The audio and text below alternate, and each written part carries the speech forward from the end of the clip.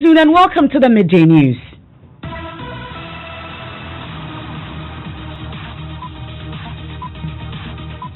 This bulletin is coming to you live from the Joy 99.7 FM studios here in Kokomlemle at digital address GA0993341. Also live on Love 99.5 FM in Kumasi, affiliates across the country including ATL FM in Cape Coast, A1 Radio in Bolgatanga. It's on ABN Radio in London and around the world at myjoyonline.com. The news is brought to you by UMB Bank, UMB Speed Up, DigiBank, Let's Go, and Telesol 4G, just a touch. In this edition, some residents of Obuasi proposed siting of COVID-19 isolation center in the mining town. We'll hear from officials as the enclave ironically becomes the new epicenter for the spread of the virus in the Ashanti region.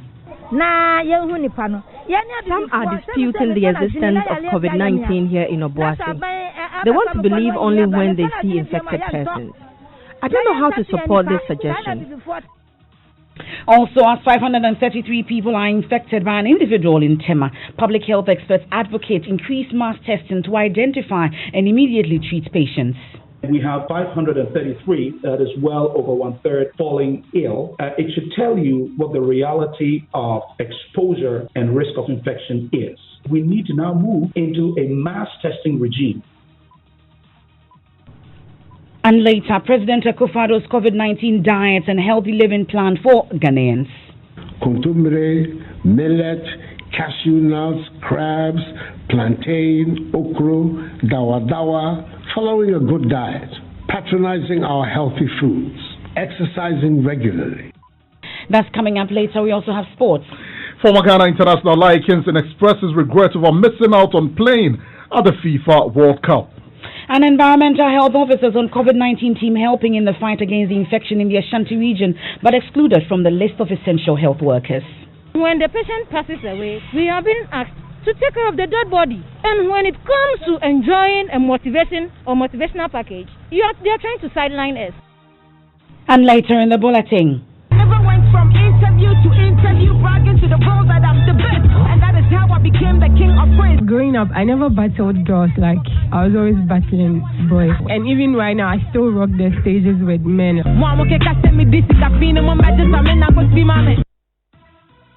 We are up close with Ghana's best female rapper, Eno Baroni, who is rubbing shoulders with her male counterpart with her wit and lyrical power. All that and more here on the Midday News with me, Emefa Apawu.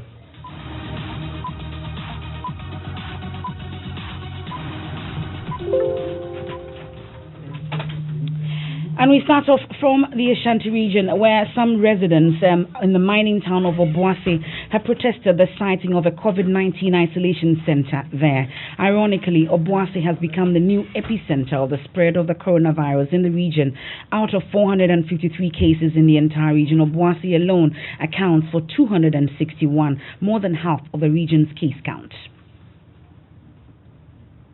Out of 43,611 cumulative specimens collected in all districts in Ashanti, Obuasi accounts for the highest number of over 4,000.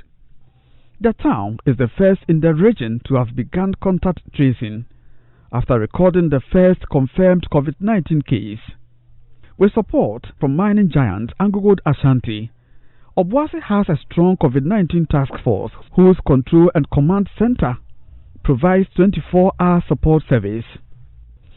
Same, however, cannot be said of the attitude of the public, especially market women.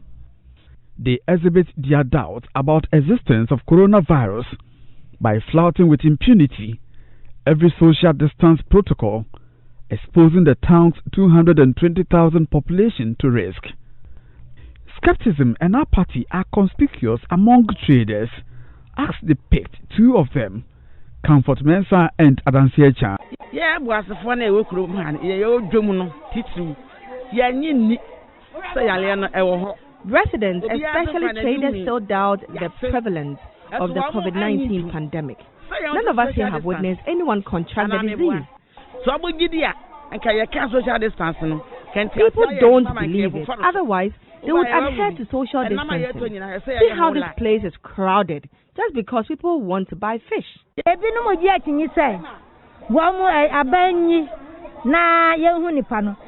Some are disputing the existence of COVID-19 here in Obuasi. They want to believe only when they see infected persons. I don't know how to support this suggestion. It would dangerously breed discrimination. Imagine me, a fish seller, being one of the infected. The stigma will stay with me for the rest of my life. The situation has compelled local authorities to close to business two major markets which share about 3,000 traders between them. Obuasi Municipal Chief Executive Elijah Adansibona tells Joy News people openly demand to see COVID-19 patients to be convinced. He describes such negative attitude as worrying amid the national effort to overcome the pandemic. The people of Obuasi think that nobody has died. I mean, we have just one case, death case. And they think, if indeed we have 48, how come only one person has died? You see, that is what has made them complacent. They don't really believe the existence of the virus. I'm telling you. They think that if indeed the virus, where are the people? They've been asking us, where are the people? Show us where they live. But we cannot do that because of stigmatization. If you tell them that, oh, Mr. Simesi has got it, people run away from the person, and some can even commit suicide. That's Elijah Dansibuna there ending my colleague Ohiming Terrier's report. He's been following that. We'll join Ohiming Terrier shortly, but thankfully Mr. Elijah Dansibuna himself has joined us. He's the MCE for Boise. We're grateful for your time here on the Midday News. So we're hearing about some protests of siting of an isolation center in your area. Some residents have been interacting with my colleague Ohiming Terrier. Has this issue been brought to your attention?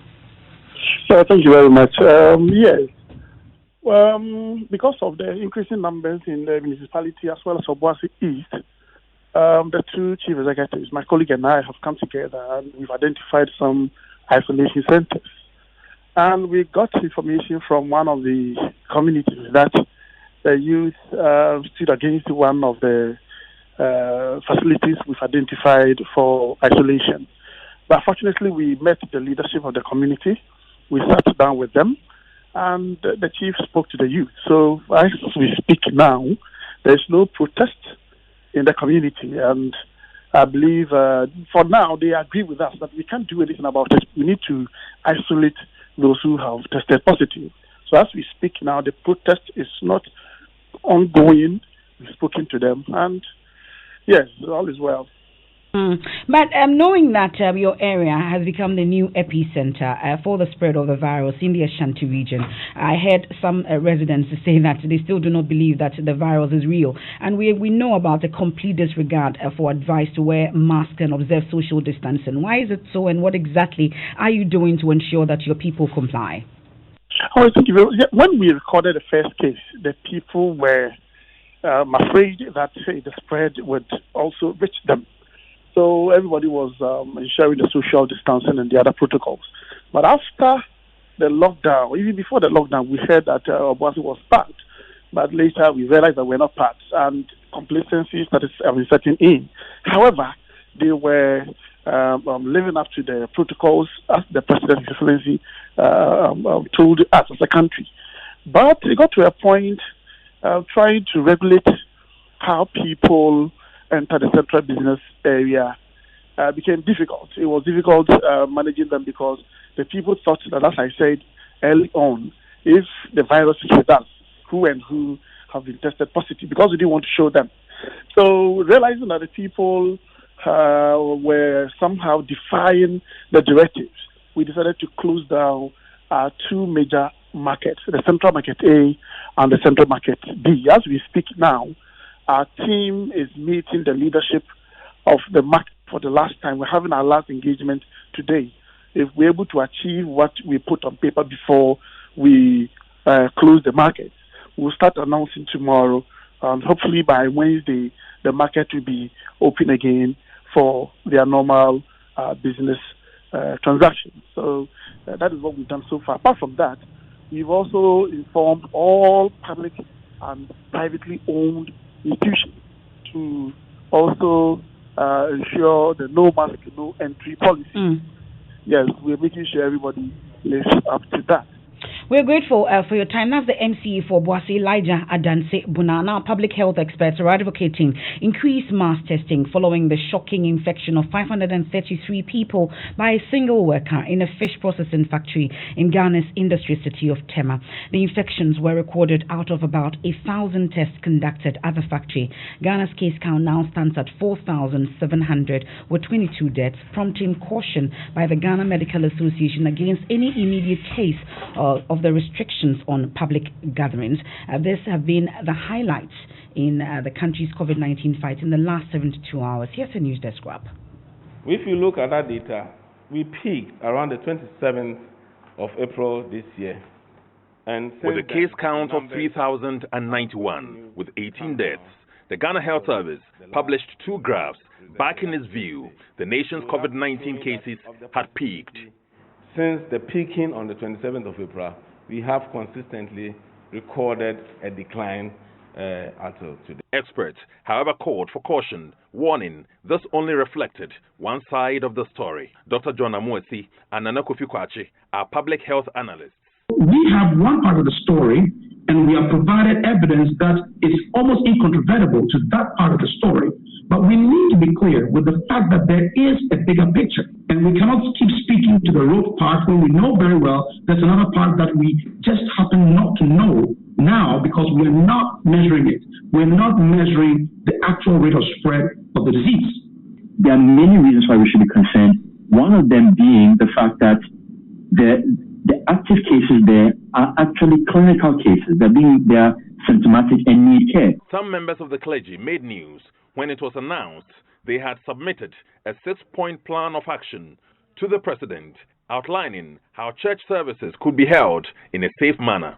They offered this explanation on the Joy News show Beyond the Lockdown. We said if the ban should be lifted, these are the guidelines, these are the modalities that the churches would have to put in place. However, the ICGC founder, Dr. Mensa Otabel, on Sunday warned this was not the time for churches to reopen. This is not a time for churches to consider gathering together in assemblies because the crisis before us is not going down. The Ghana Medical Association issued a statement urging President Akufo-Addo to extend the ban on public gathering. The president, in his address on Sunday, said the ban and closure of borders remained in force till May 31. I've come into your homes to announce that the ban on public gatherings, as set out in Executive Instrument number 64, has been extended also to the end of the month, i.e. 31st May. He also revealed one person infected, 533 people, accounting partly for the rise in case count to 4,700.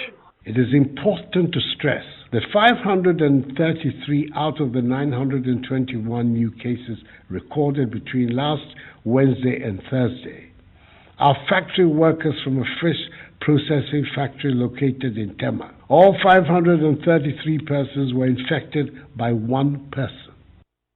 Now, public health analyst Dr. John Amuesi says it's time for mass testing.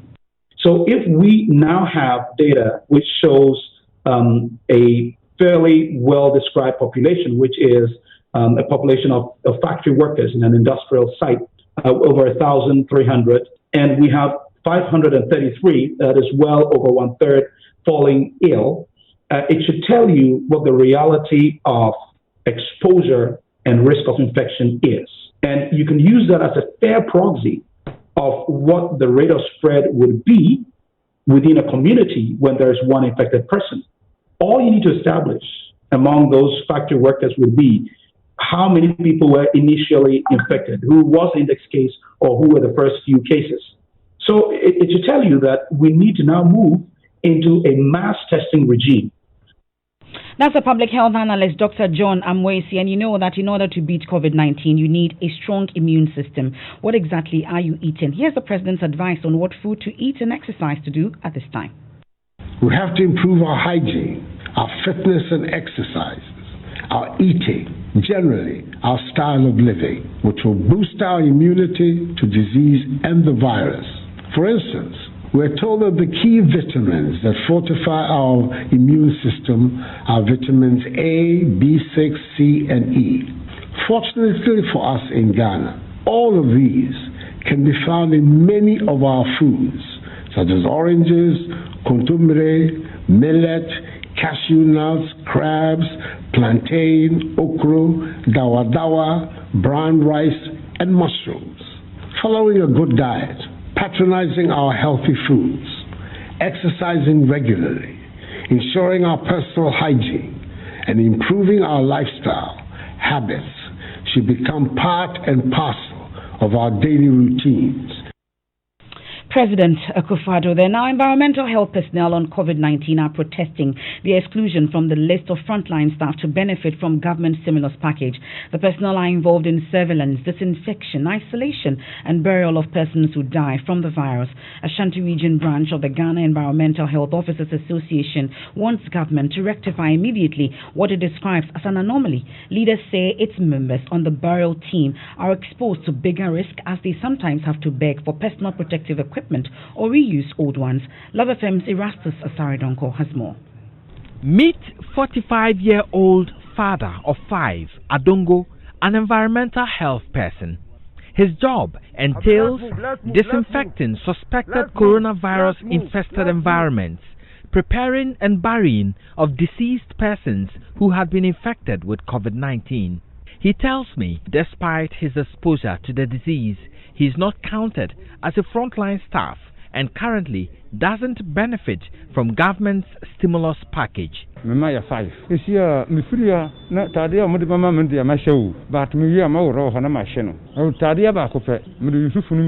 Elvis, also supervises burial of confirmed or suspected COVID-19 victims in Kumasi. Nose mask, gloves, all these things are utilities that need not be used more often. Immediately go nearer the body. After picking or doing one or two things, you have to change them. And this has been a very big challenge to us. Adongo and Elvis represent many environmental health staff on local government payroll working on COVID-19 teams across the region. They say, unlike their colleague health staff, they have been excluded from government packages despite being exposed to the similar risk. The Ashanti Regional Association of Environmental Health Officers is not happy. Stella Gabriel is the regional president. In fact, we feel very disappointed and dejected. We have always been on the field together with other health workers. We are part of the rapid response team, the district management team. We also are in charge of disinfection, that is from the house of the infected person to even the hospital facility, and when the person dies, we take care of the burial. What can be more contagious than these activities that we carry out? Just like any other health worker, we have contact with the patient while alive, and when the patient passes away, we are being asked to take care of the dead body. And when it comes to enjoying a motivation or motivational package, they are trying to sideline us, which I think is very disheartening. Head of Local Government Service, Dr. Nana Ato Arthur, says concerns of the environmental health workers have come to his attention, and he has forwarded same to government for redress. Reporting for Joy News, Erastus Asaridonko, Kumasi. And there's the issue about who a frontline person is still going on. There are still concerns about it. A number of questions people are still asking. Head of our health desk, Fred Smith, joins me in studio. You have answers for us as to who actually is a frontline worker. Well, Emefa, we're getting calls from all manner of persons, some of whom work closely with contact tracers, some work at the airport. You talk about the port health staff, immigration officers, police officers, and even nurses. They are all complaining that they've been left out of the list of those classified as frontline workers, and we heard that driver complain in that report by Erastus. And you know, there's huge incentive from the president, 50% of your salary as bonus, and then tax relief for you. And one of such persons is also a driver of contact tracers who called into the Beyond the Lockdown show, which you hosted last night, and he put this to the Information Minister Kojo Ponkroma. He was wondering why he's been left out of this list, and the minister gave this response. The driver who says he thinks he should be a frontline worker. I think that he should be a frontline worker too. He may have to check with his health authorities because those persons who were in the contact tracing teams, from the immigration officers, the public health nurses, etc., were those that we considered as frontline health workers. So he may have to check with his public health authorities in his district. Now, since you're here, I'm sure you help us with a global picture as well when it comes to COVID-19. Yes, indeed. Globally, cases have now crossed the 4 million mark. Total cases, 4,122,173 cases. The deaths stand at 283,000 plus.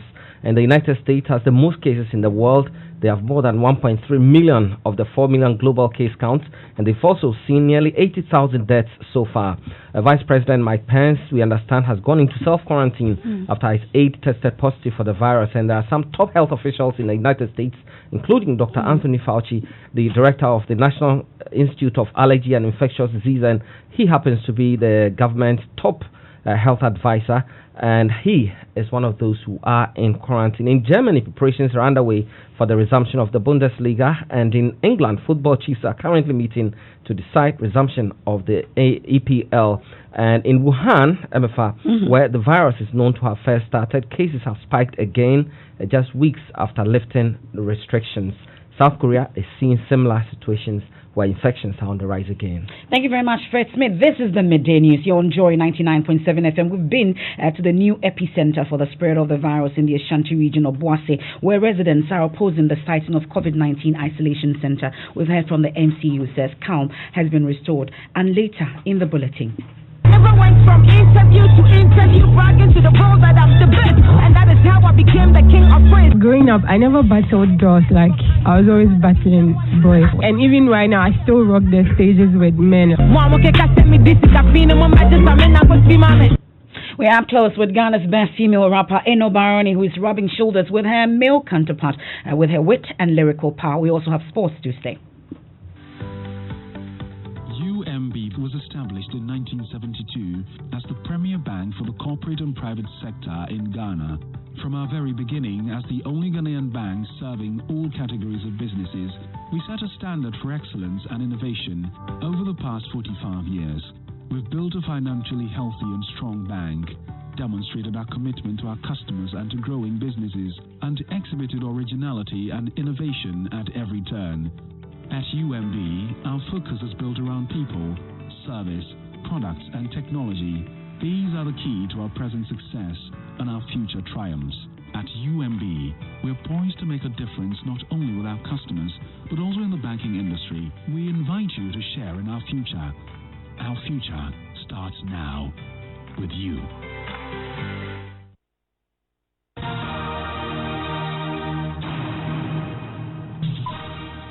Thanks so much for staying with us. Let's do sports. Hans Mensando has the latest.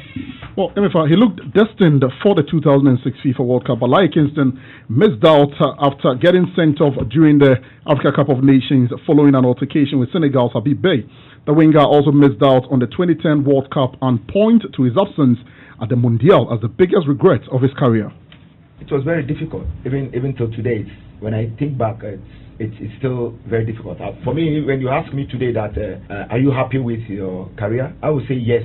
But apart from that World Cup appearance, every player's dream is to be in that major tournament, which is the Senior World Cup. And you can see when you're sitting back watching the World Cup, the way the players are very eager, players are giving everything, leaving everything on the pitch. You can see how important that tournament is. And I'm not part of the squad, not to even taste it. It's something that for me, I think it's really a lot. But in whole, I always say that maybe it's good to happen. Maybe if I go in that World Cup, maybe I wouldn't be able to continue my career. Something might have happened. So maybe it's a blessing in disguise. Likens in speaking there, and La Liga President Javier Tebas hopes Spain's top flight will restart on the 12th of June and says coronavirus tests will mean practically zero risk to players during games. The league said on Sunday that 5 players are tested positive for the virus across Spain's top 2 divisions. La Liga started testing players last week as it plans to resume training and play matches behind closed doors. That's your sports. Thank you very much, Hans. Now, let's talk about COVID-19 and stigma, because according to the Ghana Health Service, 494 people have so far recovered from the COVID-19 in the country. Now, these are the only people who are known to have fought the virus and defeated it, a fact that should identify them as a unique and elite group of people. This, however, has not been the case for Matilda Agamu and her husband, Bernard.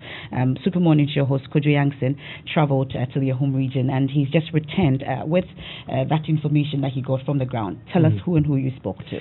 Well, we spoke first of all to the married couple, Matilda and her husband Bernard. Both of them have recovered from COVID-19. They told us their story of how they were treated, taken in to quarantine and looked after, and how they were released back with nothing more than a date for their review. No education, no psychological therapy, no such thing. They were sent back into a community that knew that they had tested positive. And unfortunately, the fallout was very bad. They had their daughter stoned while she was walking across the community. Well, now they're completely fine. They have tested negative twice. So they are two of the very few people in this country who we know for a fact no longer have COVID-19. They're absolutely fine. The mother, Matilda, is due to deliver any minute now. And Bernard, apart from feeling dejected because his friends have abandoned him, he also seems to be looking very healthy. And you got to interact with this young girl. I know you're keeping that for tomorrow. Yes, tomorrow I'll bring you a little bit of my conversation with this amazing little girl. She took me to the spot where she was stoned, and I asked her how she felt about it. It is her response that will literally take your breath away, and we'll bring that to you tomorrow. Definitely. We're sticking on to the Super Morning Show tomorrow for more on that. Let's head to Parliament now, because Supreme Court Justice nominee Clemence Honyenuga is calling on President Akufo-Addo to grant amnesty to most prisoners who have committed misdemeanors so COVID-19 does not spread there. He's currently before Parliament's Appointment Committee, where he's being vetted for the position. And it is unfortunate that we are not building new prisons. If you were to build new prisons, this congestion may not be in place. But unfortunately, you go into this prison and you have a place meant for about 25 or 30, then you see about 100 or 120 stuck into this prison. And the situation as it is now is very terrible. If this pandemic should get into one of the prison units or the cells, I mean, it could wipe out a whole human beings who are in there, as you said.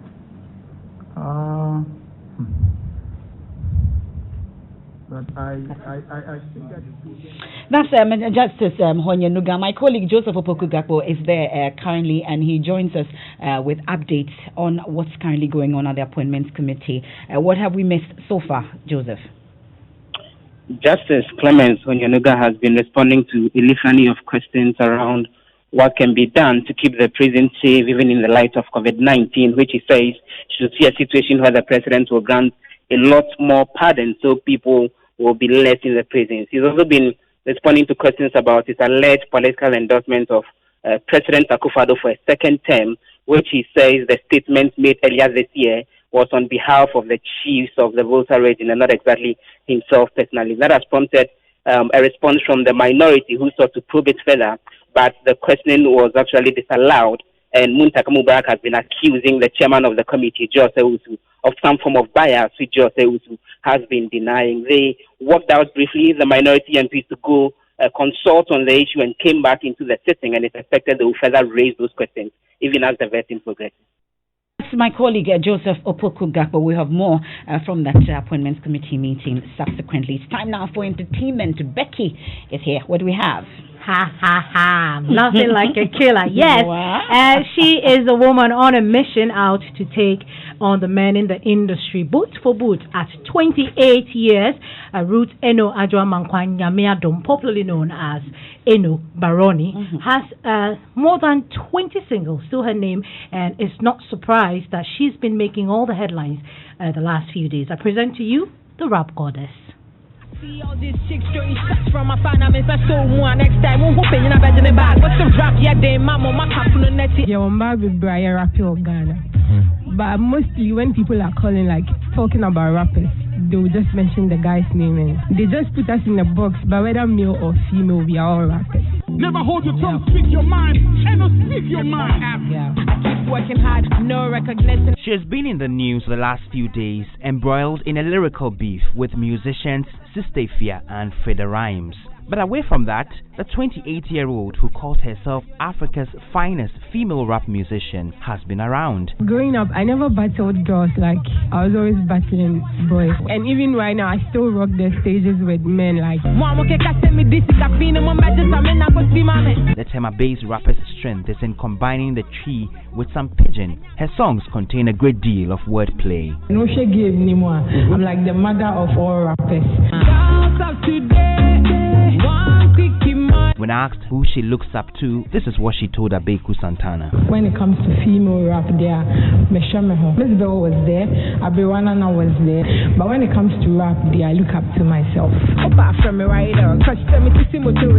Her 2014 hit single, Tonga, drew attention and received a lot of commercial airplay. Since she burst onto the scene sometime in 2012, Eno Baroni has released more than 20 singles with some key collaborations with Sarkodie, Medical, Yapono, Abrewanana, Wendy Shea, Kwabwa, among others.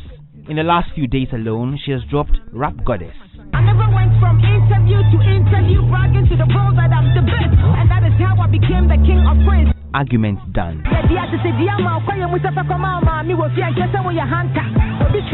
Continue. What's the day?